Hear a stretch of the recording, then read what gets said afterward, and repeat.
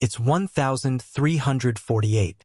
A woman in a small English village wakes up with a swelling under her arm, the size of an egg, hot to the touch. By nightfall, 3 more houses on her street have the shutters closed. By the end of the week, half the street is gone. Nobody in that village has ever heard the word bacteria. Nobody knows what a flea is capable of carrying. All they have is what they can see, what they can smell, and the stories their priest tells them on Sunday. And somehow, out of that thin handful of clues, they have to explain the thing that is killing everyone they love. You've done a version of this yourself. A strange ache shows up in your body, and within seconds you're 3 tabs deep into search results, building your own private theory of what's wrong with you, armed with roughly as much real information as that woman in 1348 had.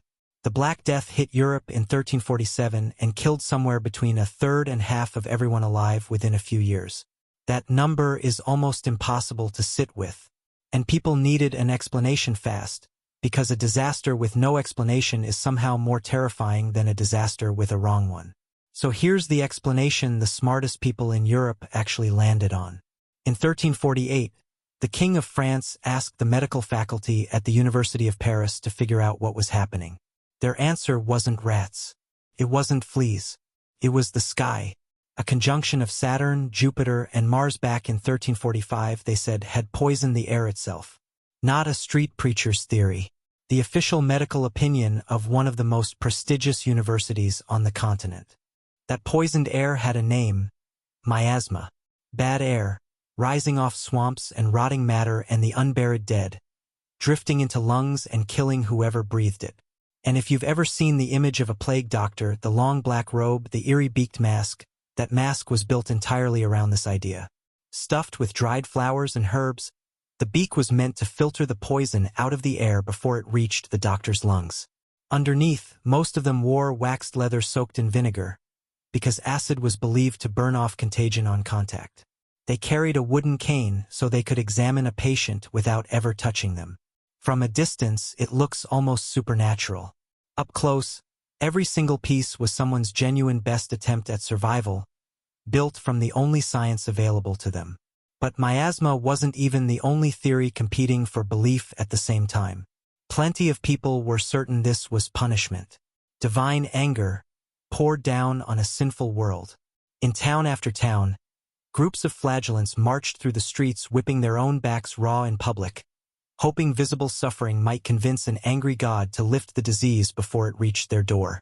Some of these processions grew so large, so frenzied, that local authorities eventually had to ban them outright, worried the crowds themselves had become more dangerous than the plague they were trying to stop.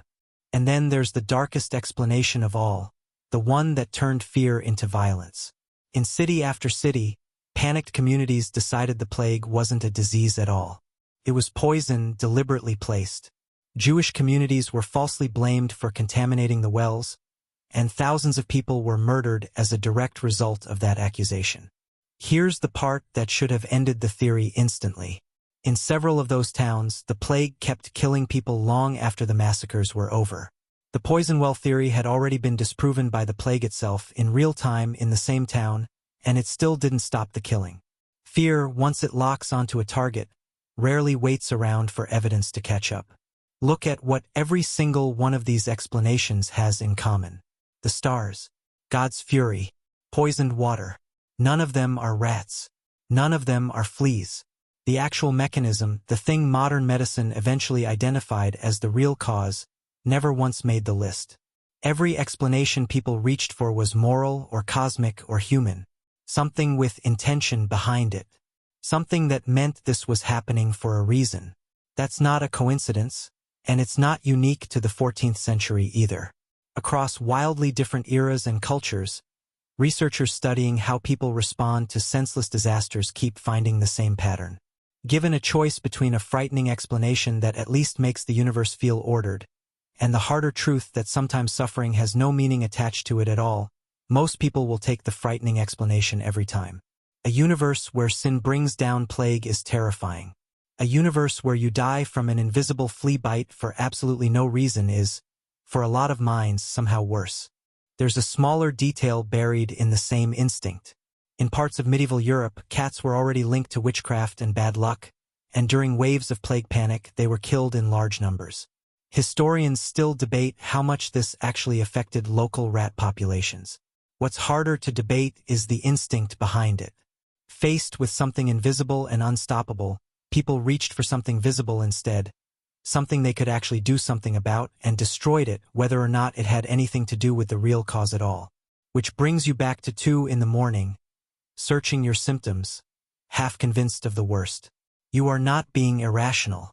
You are running the exact same wiring that built beaked masks and burned wells and marched flagellants through the streets. Uncertainty about your own body doesn't feel neutral to your brain.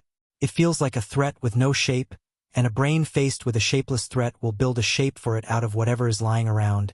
A Google result, a stranger's forum post, anything, because a wrong answer feels safer than no answer at all. The pattern never really left. Long before the actual cause of a modern outbreak gets confirmed, you can watch entire communities online reach for someone to blame. Country, a group, a behavior.